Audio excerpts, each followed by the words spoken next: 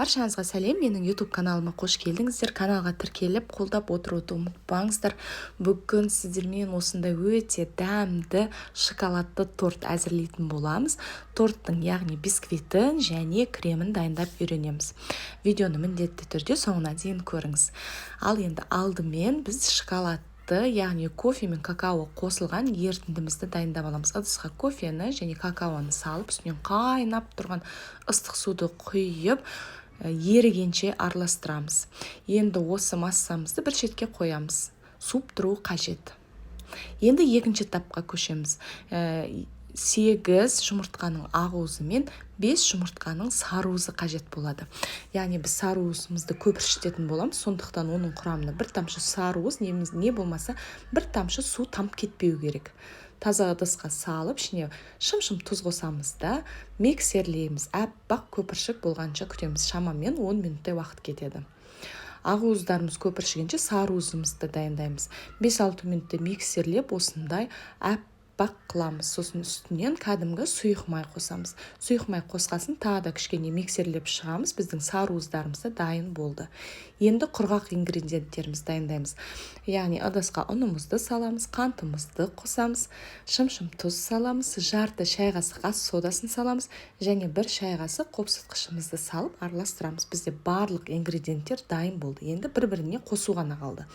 Яғни сарыуыздың үстіне ұнды 3 бөліп қосамыз, 3 этаппен қосамыз. Ұнды және кофе ерітіндісін. Бәрін бірден салып қосып жіберсеңіздер, қамыр дұрыс иленбей қалады, бисквиттеріңіз дұрыс шықпайды.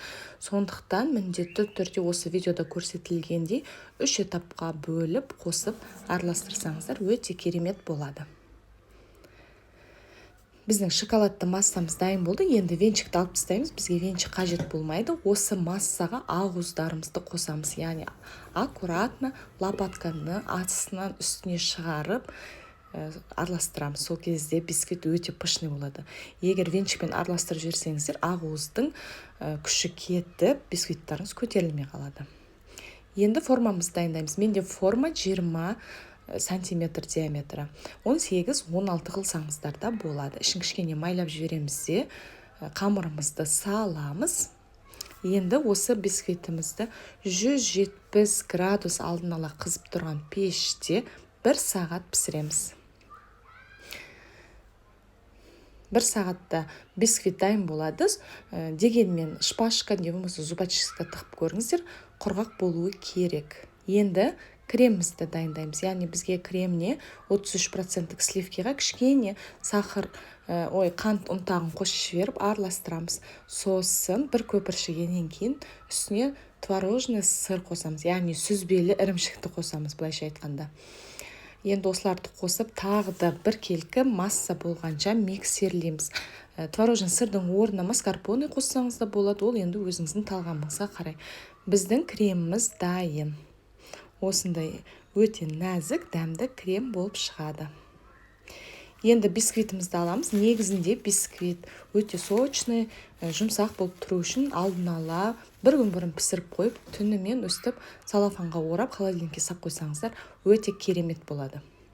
Енді видеода көргендеріңізде мен пышақпен 3 бөлшекке бөліп шықтым. Осылайша 3 дөңгелекке бөліп аламыз.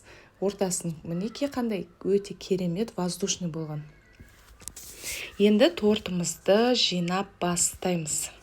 Бисквиттің ортасы өте әдемі піскене. Кремімізді осындай кондитерский мешокқа саламыз да, бірінші ыдысымыздың астына тортымыз қозғалып кетпес үшін кремімізді салып, сосын кәдімгі әдеттегідей классикалық әдіспен тортымызды жинаймыз. Яғни орталарына крем жағамыз, сосын шеттеріне крем жағамыз.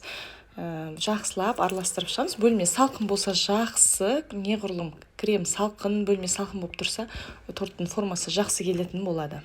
Енді тортты өздеріңіздің қалауларыңызбен, өздеріңіздің талғамдарыңызбен әртүрлі әдіспен әрлеп шықсаңыздар болады. Мен жай ғана вафельный крошка сеуіп шықтым. Меніңше өте әдемі үйлескен сияқты. Тортты кесіп көрген кезде, әсіресе вафельный крошка мен шоколадты бисквит торттың екеуісінің түсі бір-біріне керемет үйлесіп тұр. Бұл да бір әдемі идея сияқты. Тортты міндетті түрде бір 5-6 сағаттай қойып барып кесіңіздер. Баршаңызға ас болсын.